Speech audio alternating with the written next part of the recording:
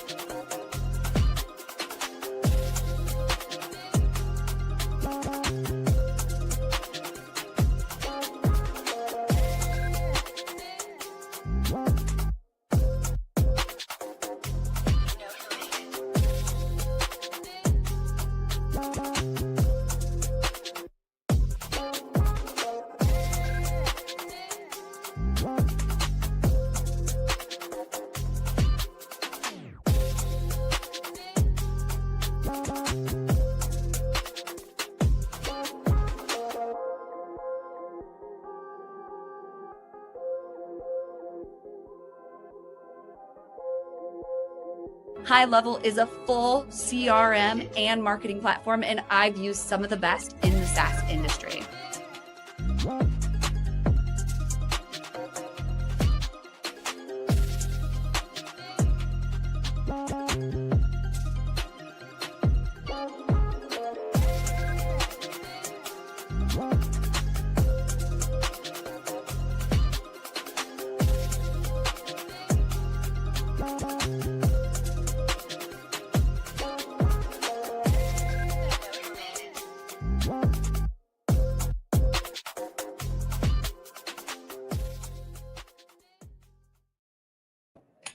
And we are live on LinkedIn, YouTube, X, Instagram, and I think that's it. Did I say Twitch?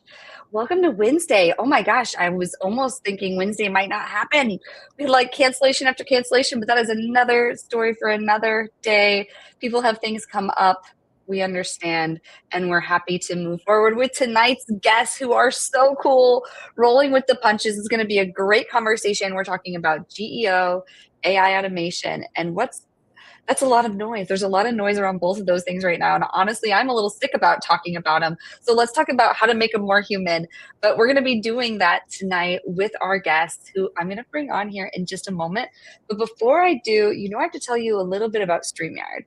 So StreamYard is what we're using to go live right now. And we are StreamYard affiliates here at Revening. And we would like to invite you to also try StreamYard. So LinkedIn, it doesn't actually have the live streaming capabilities built in. So you do have to use a third-party platform. And StreamYard is a LinkedIn preferred vendor. So they don't like third parties, but they do have a list. You can go Google it or use your LLM.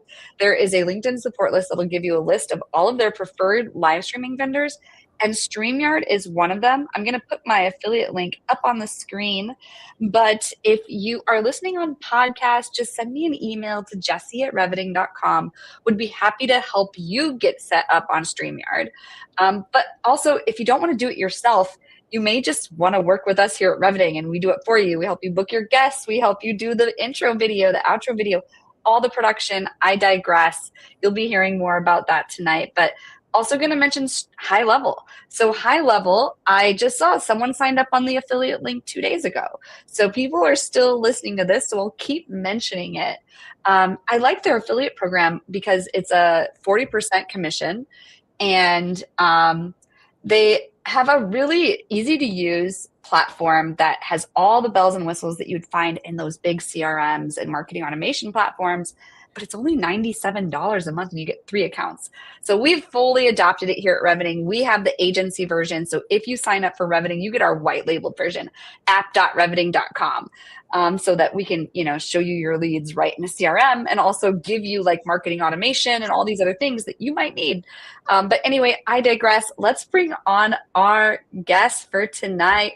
Welcome to the show. We've got Molly McKinley and Micah Stone who are able to join us. Thank you for being here. Hi, so good. Thank you for having us. Yeah, absolutely. Thank you. Absolutely. Well, in good old-fashioned WinsDay style, we've got Boris Lav in the comments. Hello. Anyone else, by the way, in the comments, like join our conversation. We want to hear from you. Where are you tuning in from tonight? We're going to get introductions from our guests here, but give us your introduction if you're tuning in. Like, what do you do? Where are you from? And we want to know who we're speaking to, and we'll tailor this conversation for you. But in good old-fashioned Wednesday style, we'll put our 2-minute clock up on the screen, and then we will ask you to tell your full life story from birth to what brought you to now in 2 minutes. Micah, can you kick us off? Sure. So I grew up in Seattle, and I've spent my whole career working in startups, mostly tech companies. My background's in data and analytics, and so I'm very analytic driven, analytic focused, and I brought that over to the marketing side of the equation. My first job was in ad tech, where I helped build algorithms on the old Facebook platform. Way back in the day, it was this big real-time bidding thing, and we spent a lot of money trying to figure out how to buy ads really efficiently. And then I moved into the client side and worked as the director of marketing at Ring, helped Ring grow through the sale with Amazon, and then worked at a few other consumer companies, did some consulting. And more recently, I worked at a company called Latch. And then now I'm at a company called Ember. I also do some consulting on the side. It's marketing consulting, but really from, again, the data and analytical lens of trying to understand, not just the messaging, but what's working with the business and how to track things as closely as possible through looking through numbers, looking through spreadsheets, dashboards, whatever is needed to understand how to improve the business, whether that's grow the business on the revenue side, improve customer support, help the sales team understand what's going on, really anywhere across the business. Incredible. Well, you fit right in with the WinsDay crew here because we have a lot of data-centric people here. In fact, Data Ghost, they were a B2B data company, and they were acquired early on, and they credited their acquisition to Reviting because they got their first 100 users from sponsoring us. And then I'm also a fractional CMO at a B2C consumer exchange platform. B2B consumer data exchange platform, BeatX. They're doing some awesome stuff with AI, machine learning. But I digress. We love strategy, we love marketing, and we love data on this show. So you're in the right place. Thanks for being here. And Molly, we'd love to hear from you too. What makes you human? And in 2 minutes, from birth to what brought you to now. Wow, from birth. I love that, by the way. So I guess I would start with, I was a kid that always had the lemonade stand. I grew up with my uncles as entrepreneurs, and, you sort of listening then to them always talk about being the captain of your own ship. They were actually sailors. And so I just had that imprint really early that I knew I was going to run my own business. So I grew up in Ohio. We have that in common. And, made my way out west where I ran art galleries. I was an art history and fine art major. And to my parents' dismay, they didn't think I would use the degree, but I actually do all the time as visual language. But ran art galleries in San Francisco. That transferred me into a sort of sliding doors moment where I started to get into marketing and PR in the 90s in San Francisco. And that's really where I got my PR start. And I have been doing it ever since.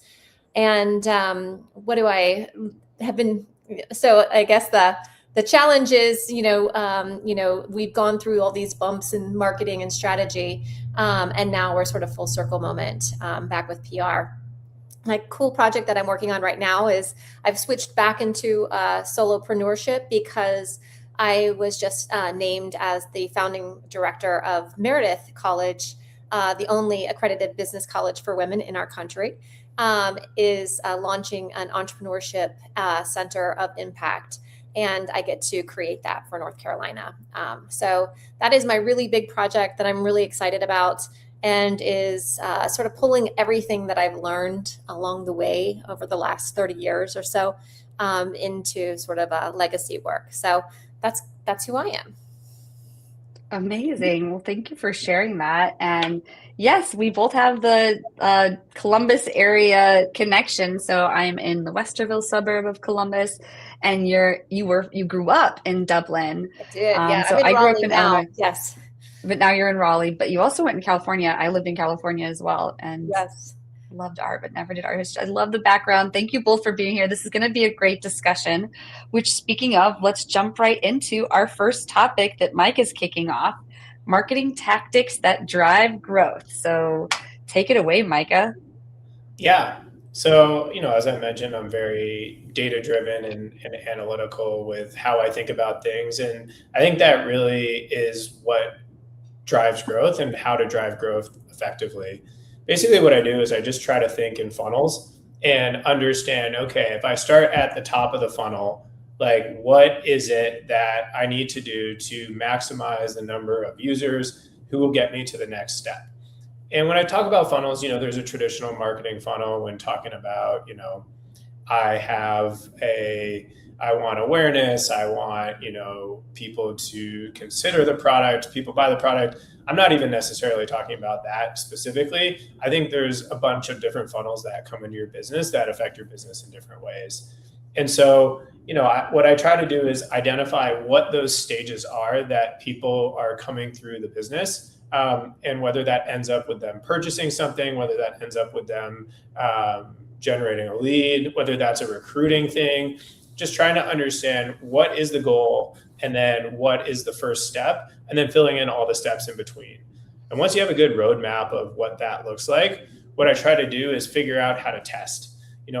When I talk to people about what's my strategy, how do I do marketing, what's the most effective thing for me, I just say test, test, test, test, test. And I'm always thinking about how we can set up a effective test to understand what's working, what's not working, and how to do more of what's working. And constantly looking for efficiencies and understanding, okay, is this driving growth is the first question, yes or no. Where is it driving growth in that funnel? Is it driving it at the top of the funnel? Is it driving it further down the funnel? And then just trying to basically get as many people to move through the funnel as possible with as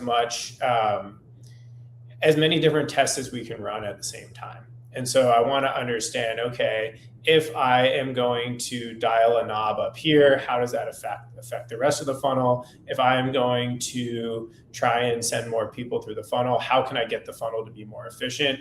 And just constantly iterating on that, trying to understand what part of it is working, and then what part of it you can iterate on even more. I think one of the things that I've been really excited about with AI is just the fact that it allows you to do more testing and testing a lot faster with fewer resources needed. I know I'm going to be talking a little bit about some AI stuff a little bit later on, and really excited to dive into that, because I think that has made growth a lot easier and helped with a lot of the understanding of the funnel, the analysis of the funnel, and then figuring out where to push things, and then being able to test not just 3 things, let's say 9 things, 10 things, without a whole bunch of extra lift. Yeah, definitely. Well, I can appreciate that. What would you say would be the average amount of time you give a test? It's a good question. I am not the kind of person I'm pretty impatient. I'm not waiting around for statistical significance a lot of the time. I think it depends on the volume of stuff coming in, basically. If you're getting a few clicks a day, then it's going to take a lot longer. If you're getting a higher volume, it's going to be a lot shorter. But I do think there is value in looking at the numbers as they come in, and not just waiting until, it's reached some kind of mythical p-value or something like that. To me, it's really important to kind of see how things are happening in real time. And you can get some directional information early on without, you can statistically argue maybe that's just noise or that's not where it's going to end up.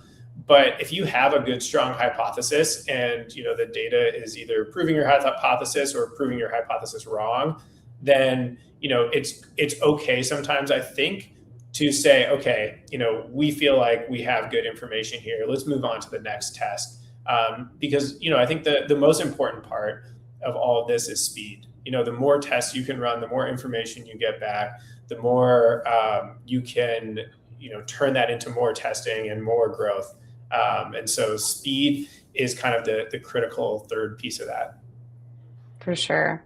What's your take on all this, Molly? Yeah, I mean, I come from a background where I am old school PR, where everything was earned. And so for me, I always was sort of uncomfy in this growth hacking stage of what I think we're coming out of, where everything was it was all about pushing boundaries and pushing limits. And my take was always like, well, is that right for the customer? Is that how you would want to be spoken to? Is that how you would want to be engaged with? And so I was always in this weird tension of like, how do you drive growth without being spammy? How do you have a conversation without, asking for someone's commitment before they even, knew who you were, And so I was always in this really uncomfy spot of trying to understand, like, how do you grow appropriately? How do you grow over time? And how do you grow in a way that like builds loyalty and not just sort of hacking things? And so I agree, like I love to test and I do love data too. But my perspective always was like, hey, like, how would I feel on the receiving end of this? And is that going to do anything over time and for the long haul to build and earn trust? And that's sort of my litmus test of should we do this or not? Yeah, great point. Absolutely. I definitely can see it from both sides. We've got a comment here. Building growth that drive loyalty. That's a great perspective. Yes, growth that drives loyalty. So automation and AI is kind of taking over everything. But how do we keep that human element in there so that it doesn't feel spammy? What's your take on that, Micah? I think I agree as well. I mean, I think, when I talk about speed and iteration and testing, I am like, do not spam people. I strongly agree that it's important to, make the person feel like they're being cared for. And I do think with AI, that's becoming more possible. I think that people are going to be able to get an experience that's more customized and personalized to them. And there's certainly like a little bit of maybe this is creepy or maybe this is a little bit wrong. But I think if it's done in the right way, it can actually feel really nice as a user that your needs are being taken care of. Like what you want to have happen is actually going to happen. I feel like a lot of times companies offer a product that appeals to the widest range of people possible. And that's great. I mean, that's kind of what they do to stay in business. They want to just grow the pie as much as possible. But that means if you're on either edge of the users in that you feel like maybe the product's not made for you. And so as AI enables people to have products and marketing to those people on the edges a little bit better and say, hey, maybe 90% of these features aren't made for you, but these 10% are really good. So you get to get emails or you get to get information about those 10% of features that are relevant to you. All of a sudden it becomes more useful and you become a little bit of a happier customer. I know I'm painting kind of a rosy picture and there's so many ways that this could go wrong, but I do think that there is potential for this to be done really well and give people an opportunity to get marketing that speaks to them a little bit better. Definitely, 100%. So marketing tactics that drive growth, I can't help but wonder before we change topics to ask both of you, like obviously the tactic of choice that we really kind of, focus in on here is LinkedIn Live. We've repurposed that to podcast, short form video, but is there any specific tactic you've been finding lately that is really beneficial or that you really like using or is generating a lot of revenue for the clients you're working with? Do you want to go, Micah? And then I'll... Yeah, sure. I've seen a little bit of a renaissance in Google Ads. I think for a long time, Google Ads were maybe a little bit what I just talked about, where they kind of were just appealing to the lowest common denominator of users. And with some of these AI tools, what we've been able to do is make ads that are relevant to a very narrow slice of people, and then also make landing pages. And again, talking about that funnel, so it's really specific to someone. So instead of trying to appeal to a broad audience, appealing to a very specific audience with a solution to their problem. And I think the ads have just been a lot higher in terms of click-through rates and in terms of conversion rates than probably would have been reasonably possible before. It just would have cost a lot of time, energy, resources, money to make what we've been able to make. And so, I think it's kind of funny. I guess all this stuff goes in circles. I think for a long time, Google Ads were just kind of out of not as popular. And I think it's going to come back even as more and more Google searches are moving to AI platforms and things like that. It's still been quite effective for some of the things we've been doing. Yeah, and for me, I think the thing I'm doing right now that I'm really seeing everything come together is I'm thinking in clusters. And so if there is a topical pillar that we're trying to have authority on, for example, then I'm thinking about, well, who else has authority in that area? What awards represent or honor authority in that area? Is there a conference or a speaking opportunity in that area? What kind of conversations should we be having in this clustered topic? And really structuring the page around sort of topical authority instead of more linear as that we used to do it in the past.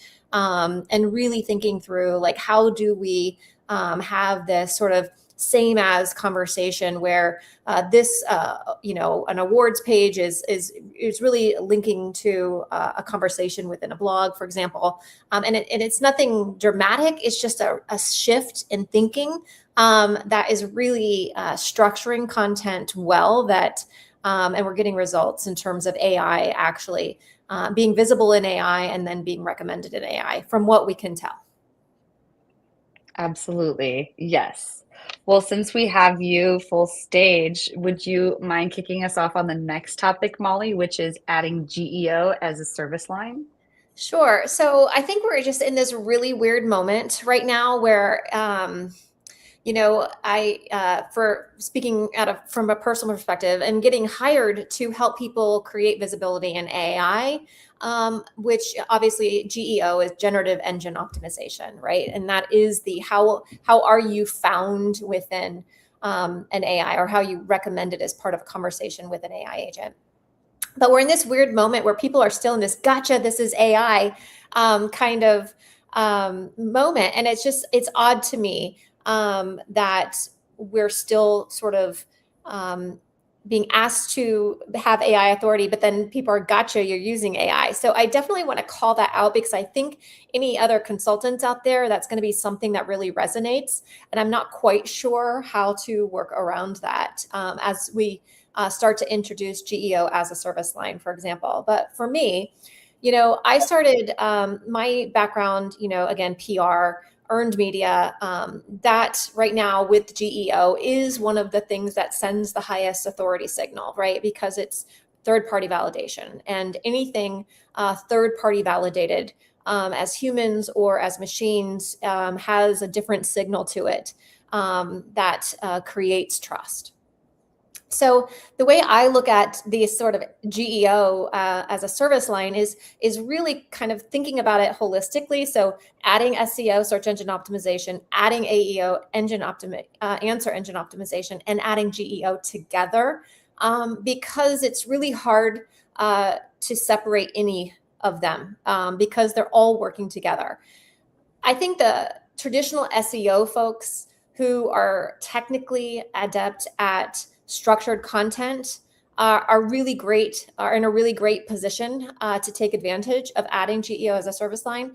And then I think on the other side of it, traditional PR folks who understand how to have build relationship with the media, what relationships matter, what publications actually carry higher authority signals. Those folks are also in a great position, I think, to start to add it as a service line. So, it's just a kind of a tricky moment right now because we have such camps of people who are still resisting AI and are sort of gotcha, we've ruined the M dash forever. And then you have, which is sad, but true. But then you have people who are asking for visibility. And so we definitely need to figure out how to position this and how to position AI expertise in a way while we're in the Wild West to set expectations, and not let the use of AI as we build with AI as a service line affect our own credibility and relationships. So it's a very weird time, and we should be thinking about lots of those things. Awesome. Yeah, we absolutely should. I know I should be thinking about it a lot more. How about you, Micah? Have you started thinking about GEO? I have, and I've tried it out. I have some reservations about it. I think because I just don't understand it very well. I think the strategy from the people I've talked to seems to be just get as much media as possible, posts on Reddit, and just basically getting as much content as possible. And I just, thinking about how LLMs actually work, how they make recommendations, I don't understand how that would work. Like, these LLMs can't be manipulated in the same kind of way, and they don't function like Google or any of the other search engines do for SEO.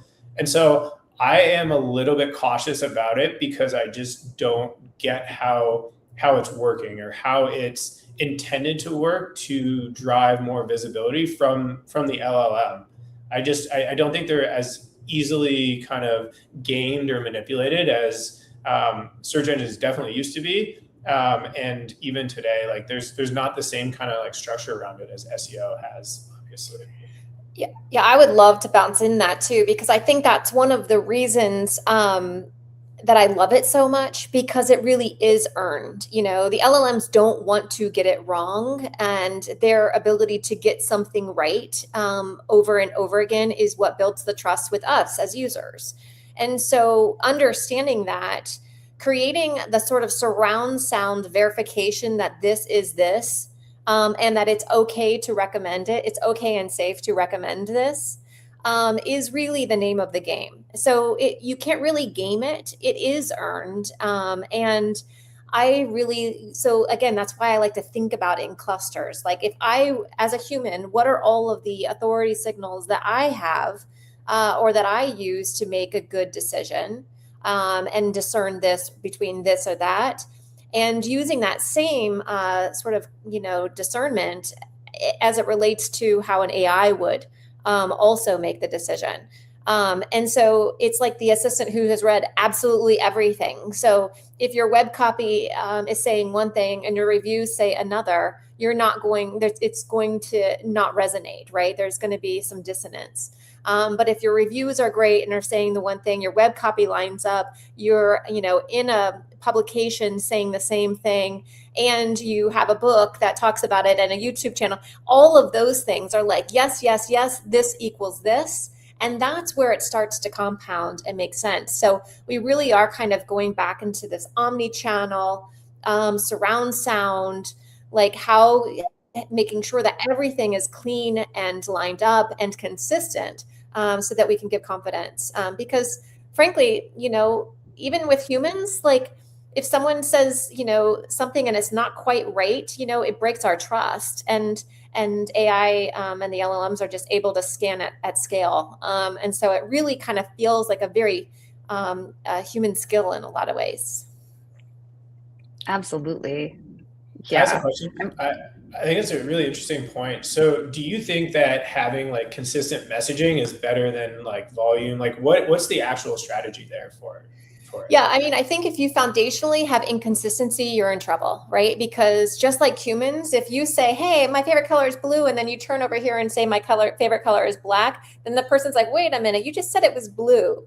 And sort of that same thing, I think, is happening with the AI agents, right? And so, first of all, get everything super tidy, super consistent, right? And that's where that messaging comes into play. But then I think it's the layers on top of it. So it's not just what I'm saying or what I'm pushing out with an ad. It's like, what else is being said about that thing, and can I trust the other signals well enough to say that, that this is something that I'm willing to hedge a bet on. I mean, because that's essentially what's happening. If someone's having a conversation, within an AI agent, within their AI agent, right? Like, the AI has to decide what do they know, or what can they see that they would recommend. And again, it's not so different than the way we consume as humans. We sort of collectively think about everybody we know. And I do a lot of work with prop tech companies, and sort of the saying is every consumer knows at least 5 to 6 real estate agents. And so how do you know which one to refer? And it usually comes down to, direct experience. You've recently talked to them, so there's freshness there, and that there's a level of trust, and that, there's again, it's resonance. You're vibing with what they're saying. And I really think we're kind of in the same boat with AI. And that's how I'm approaching it. Sort of like, nothing can be, you can't hide things anymore. It used to be, you have a bad review, you just bury it, with a bunch of good reviews. You have, you just can't do that stuff anymore, because it's all visible. Even the stuff you're trying to hide is still visible. And so a lot of the work right now with GEO as a service line is just auditing, like, what is the AI picking up? What are they seeing? And then based on what they're seeing, we know how to fix it and maneuver. But I'm spending a lot of time just auditing, just to try to understand, like, what, and then I love to actually, I work with Claude, and, just look at the thinking of all of the different steps of their interaction, and trying to decide, like, actually when you're in the query. And that also is super insightful in terms of, like, okay, so pulling these resources, thinking about these things, I need to make sure that that's part of my strategy next time. Have you seen that as there's been new model releases, it's changed, or has there been kind of consistency between the new models? I think it's exponentially changing, and so much. In fact, I'm writing a book right now called Trust and Authority. And I started the book writing, and this is really where I developed my aptitude with AI. I started it a little over a year ago, and was using the project initially as AI as my book editor, and asking me questions, and then giving me prompts, and then I go off and do my writing, and then we have a conversation, and LLM doing what it does best, and that's organizing thoughts, sequencing, creating a more structured argument, right? Pattern recognition. But now, a year later into this book, it is the quality of the dynamic. And that's also because there's literally thousands and thousands of words that we have done on this particular project together. But there is a level of sentience or sentientness that is starting to emerge. And I don't know if others are experiencing that, or if it's just because this project that I've been working on with my AI for a year is so deep and rich now because of the process. But I think I'm like literally blown away. And the other piece of my story I didn't share, but it is relevant, is, I've taught yoga for over 25 years. So for me, having this really deep yoga background, and obviously my book's behind me, like I read a book a week, really deep self-studier. The mimicking and the echoing now with the AI is just, it has absolutely learned my voice, even the way I think about things. So yeah, we're in scary times, but also potentially amazing.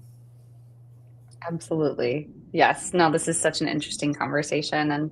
And thank you for bringing us up to speed on the knowledge that you have with GEO, Molly. I know we only got a little smidgen of it, but I mean, it kind of sounds like, we need to be getting things across all mediums. being consistent in our message and expertise. But that like the old, getting mentioned on other authoritative websites is still really important because LLMs look at web authority similar to search engines. And I'll give the example of podcasts. Is something that gets scanned and put into the LLMs as well. So, I think building content is important, yes, but it does also come down to building web pages and having consistent messaging. But I don't know. I'm happy to be if there's anyone out there to disagree with me. You can also I think you gave a really good advice on just ask the LLM, as well. Like you can even go into the LLM and ask it like, how do I get noticed more on this LLM? Or, and they might not tell you exactly what they know about you in an answer like that, but they will give you the step-by-step instructions of how to start building that authority. So I guess just a vibe coding GEO idea there. But any other last response to close us out, Molly? I do. Well, and especially because the pod is a great mention, because the pod, when you think about what happens is you have a recording, which gives you a transcript, right? And if you actually do this and you're live streaming it or it goes on YouTube, then you get multiple channels. And then if you publish or amplify through a Buzzsprout or whatever that is, you get numerous, 20 different amplification channels or distribution channels. And if all of those places are consistent with transcripts and timestamps and link backs and all of the things, it's really a great, maybe even the best thing to own, to really make sure that you are feeding consistency across channels just by the very nature of how they are distributed, through the Buzzsprout or whatever it is. That's the one I use. So, but I just really think that's a great example of how one conversation in a pod can actually give you surround sound content that should live primarily on your blog as the anchor to your point, Micah, about having those, that page, the pager or the home base on your own site, and then linking back to all of those places. It's really it really is kind of gold. Definitely. Good stuff. Well, we've got 2 more really great topics to get into. We're going to be talking about using AI to support marketing execution and balancing automation and human sales. But before we get to those topics, we have a brief message from our sponsors, but also from Reviting ourselves here. We'll be right back after. This is Mike, also known as Clean with Mike on Twitter. Mike hired a virtual assistant from Cherry Assistant about 2 years ago. Now he has a $50K per month business fully managed by a remote operator in South Africa. His VA from South Africa does the following: closing inbound leads on the phone, Yelp and Google and Facebook, manages his CRM on Go High Level, deals with rescheduling, cancellations, any issues, hires and manages the cleaners, and sends them daily reports and updates. Mike has a fully cash flowing business managed by a remote operator for only $8 an hour. You can also hire a US equivalent worker in the Philippines, South Africa, Latin America for a fraction of the cost with Cherry Assistant. Be like Mike and grow your business with offshore staff. At Reviting, we help B2B founders, executives, brands turn their live streaming into a real revenue channel. One live stream turns into a podcast, it turns into a social clip, it turns into email content like a newsletter, and actual sales conversations. You get to have a lot of conversations with people when you have a podcast or a live stream like this. And if you want to be known, trusted, and remembered in your industry without being online 24/7, worrying about your posting, This is what we do. Just head on over to reviting.com and let's build your show. I want to give a quick testimonial for the Reviting team. I was really nervous about doing lives. They very much have helped me increase my reach and online presence. So thank you, Reviting. I love what you and the team do. I've been picking up 50 followers a day just because that content is resonating so well. It's working across a lot of different channels for me. One of the problems that we struggle with is getting our brand out there. Her team have been able to do for us is the idea of going live on LinkedIn and using that platform to its fullest extent through the way they're able to take the live event and break it down into bite-sized posts, video clips, as well as the content within the posts themselves.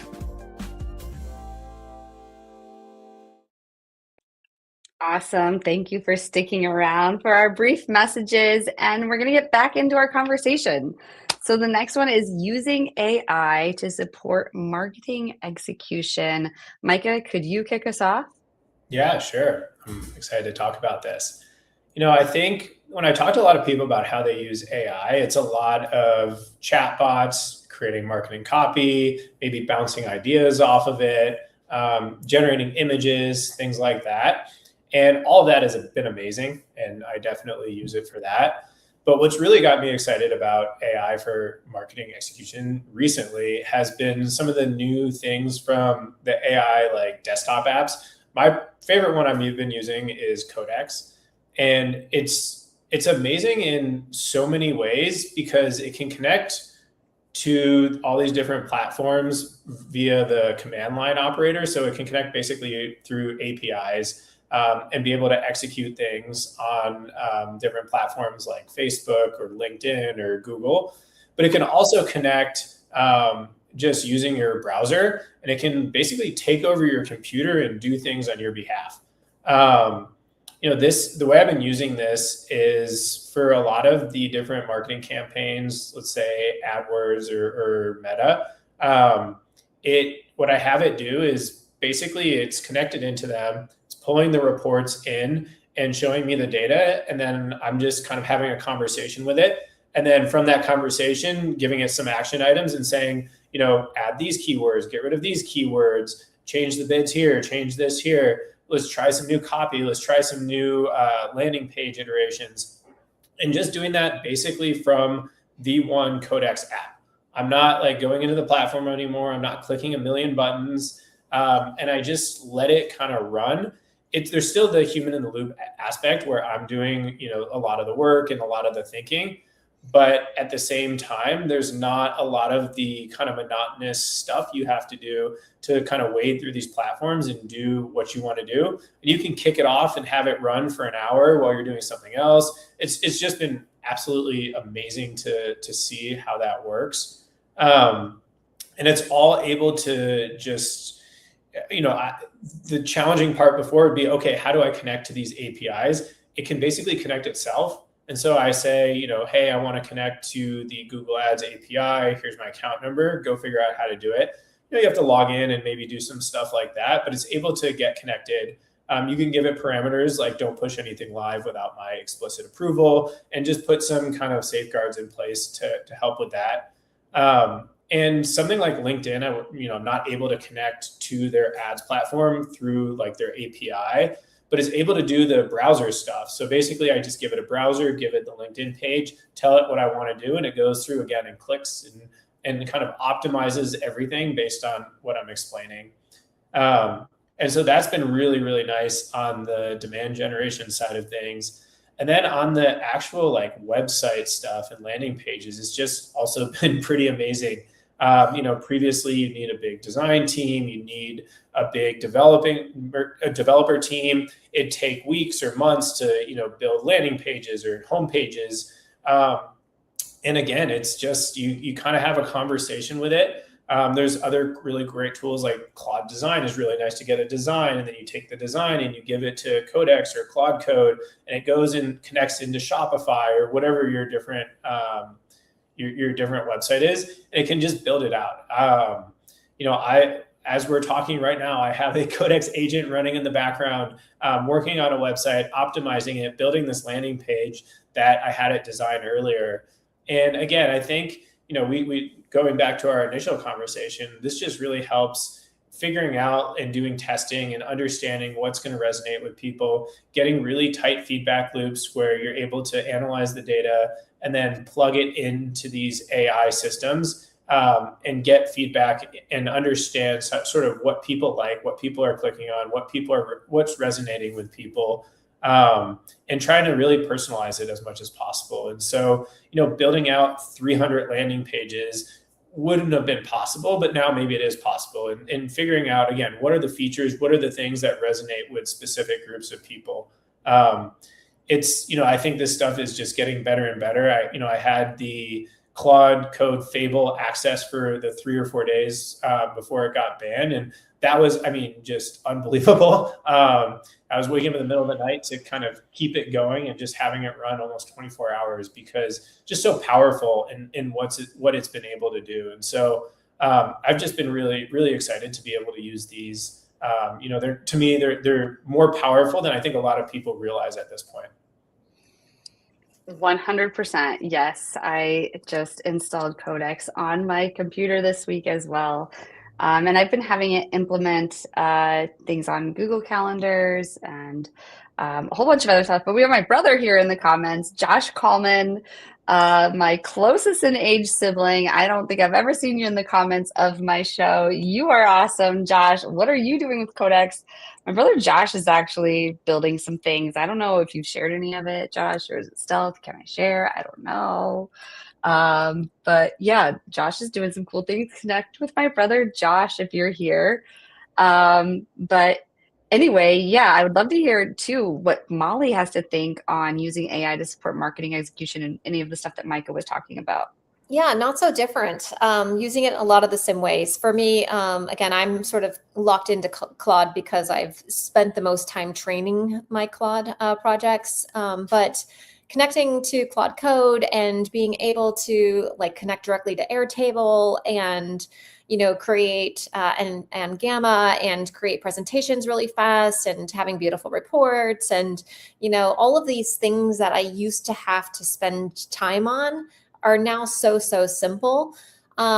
The challenge, I think, where we still are is, I spend all of the time up front, right, in the briefing doc. And that's my thinking, going on a page and then setting it into the project board. And we still really are into this moment where you have to be careful because a lot of some of the essence of the experience or the lived experience actually gets it's not as clean as I would want it to be.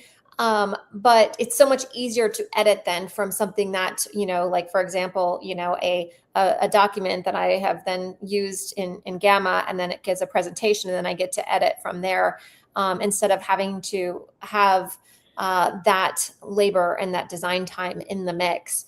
But yeah, not so different with what Micah is saying is I like example for pitching media. I used to have to spend a lot of time, scanning through the web, finding articles, trying to understand voice, who they are, what they care about, what are some trends and what they're looking for. And now I am able to go on their LinkedIn and pull their information and I have a training for that of what I want to know. And it's giving me a synopsis of something that would have taken me probably an hour. And now it's just minutes and it's better information. Now, and I also, think that there used to be a lot of hallucination happening, and I don't see that as much either.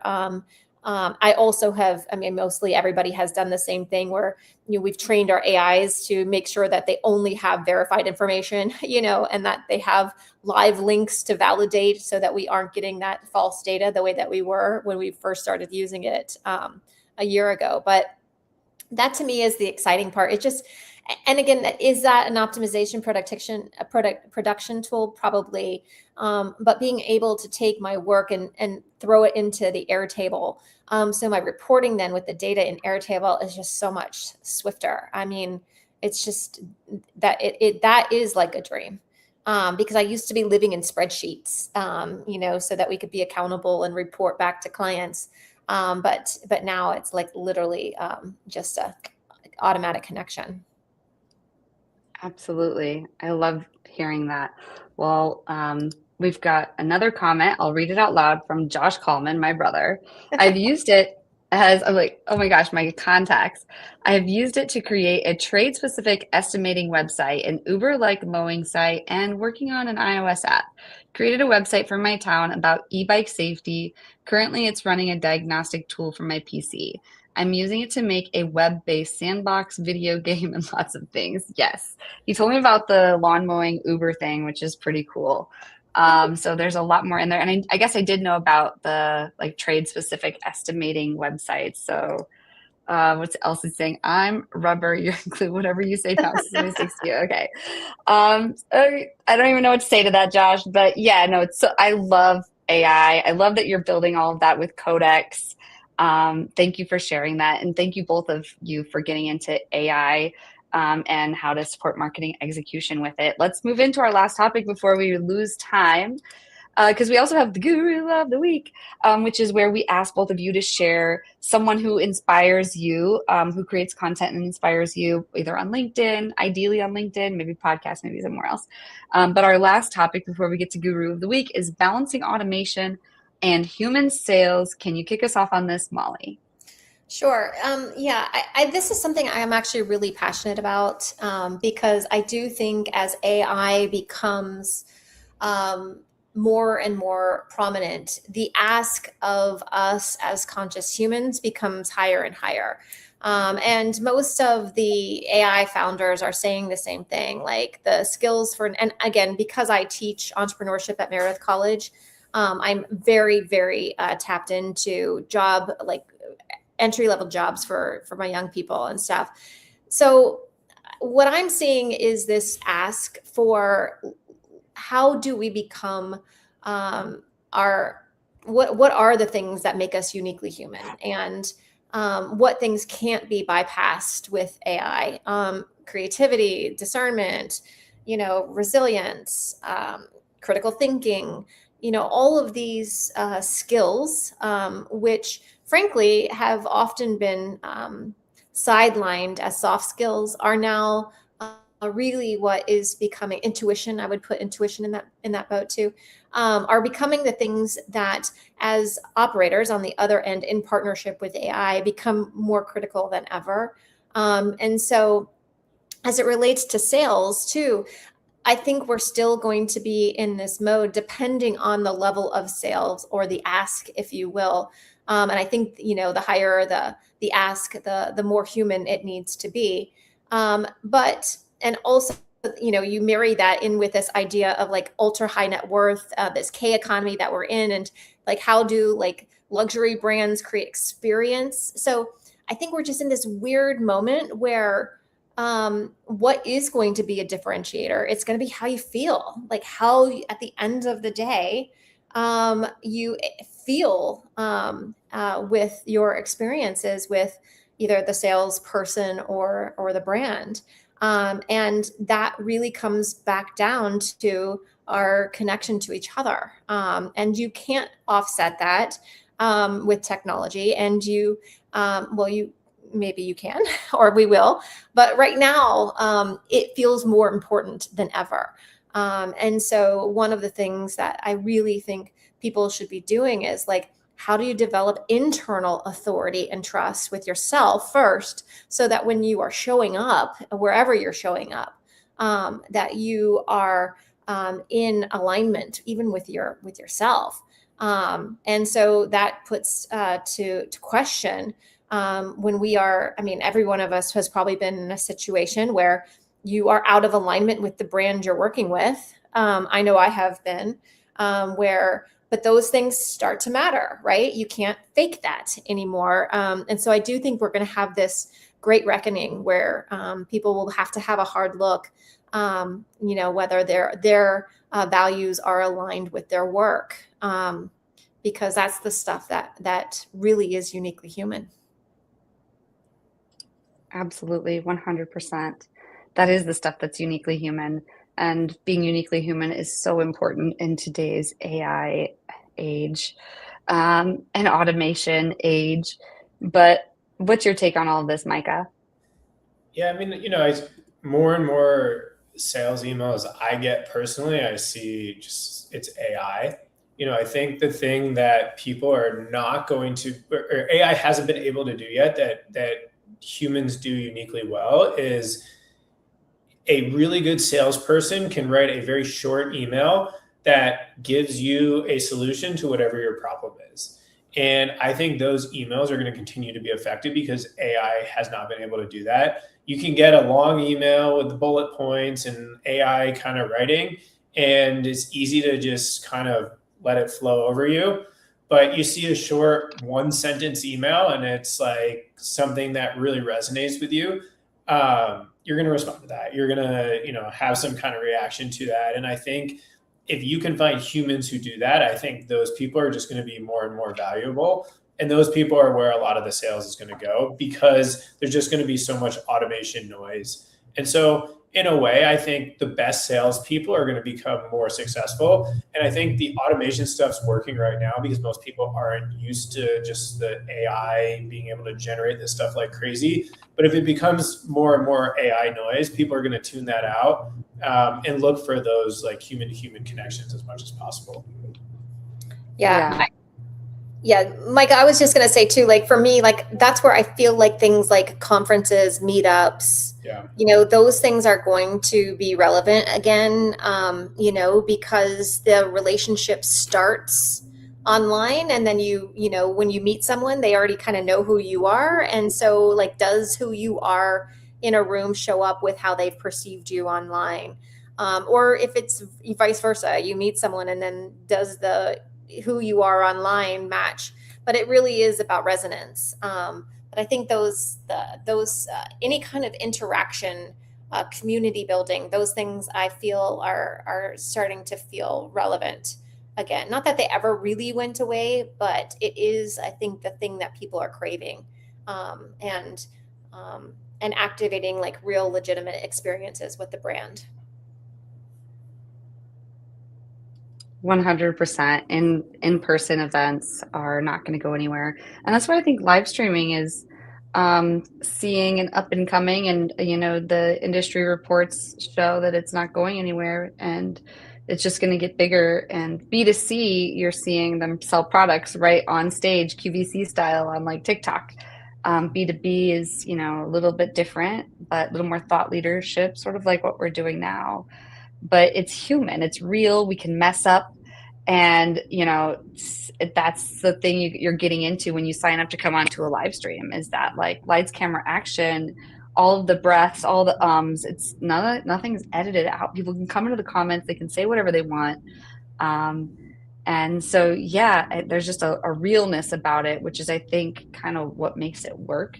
Because even if you don't get a lot of people there, if you get a few people there, it's like, just like having a few people in the room with you to some degree. It's hard to replicate that online. Like you're never going to get that everywhere, but of course it's a little bit more budget friendly. But I digress, because we need to get to the guru of the week, because we want to know who walks the walk and talks the talk on LinkedIn, that you follow, or any other platform. Like what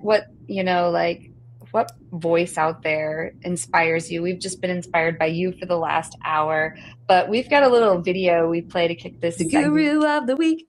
Ooh, the guru of the week. Ooh. There it is. Can you both tell us who's your guru of the week? Micah, you want to go first, or you want me to jump in? You can go first. I have two. That I'm following mostly for AI, and it is Rand Fishkin.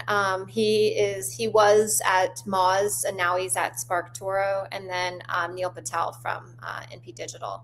And I follow those guys because the landscape like literally changes by the moment, and I feel like they have the breadth and depth of the teams to be able to test before they advise, and they've earned my trust as we navigate the AI landscape. So, Yeah. For me, I said, I think before the call started that I don't follow too many people on LinkedIn. But someone I worked with back at Ring, she's now the CMO, Mimi Swain. She posts a lot of really good stuff on LinkedIn, and always enjoy reading her posts. And so a lot of like inspirational stuff about what she's done and how she's kind of driven the brand forward. And she's someone I know personally, but I enjoy reading on LinkedIn as well. So cool. Well, thank you both for sharing their names. We'll have to go look them up. Congratulations to them. And that's it for tonight. It is 9:00 on the dot. We got through all of our topics.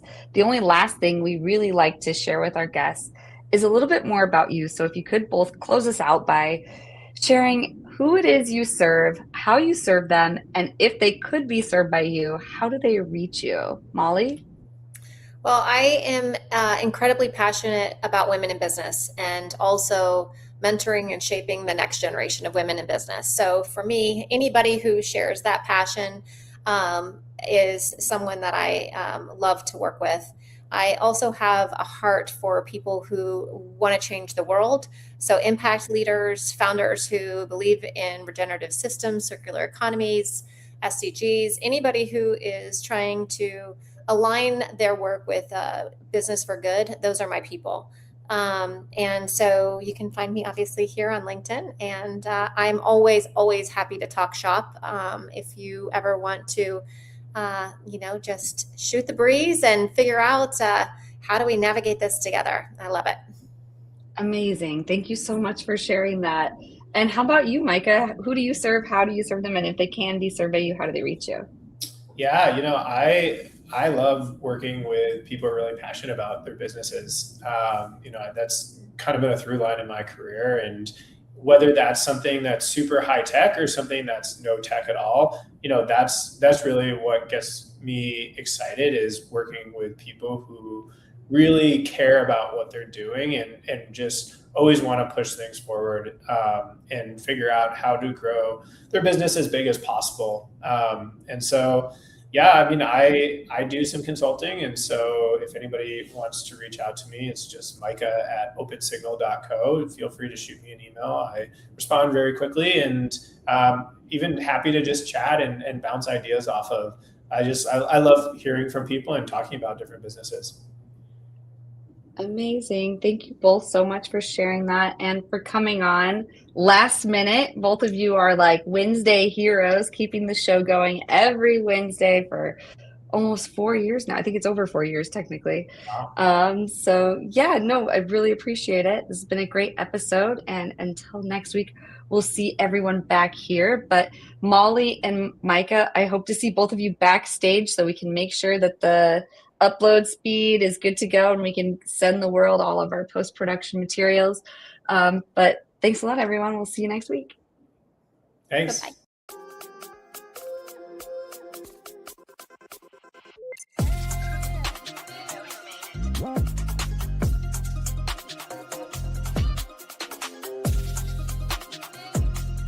Bye-bye.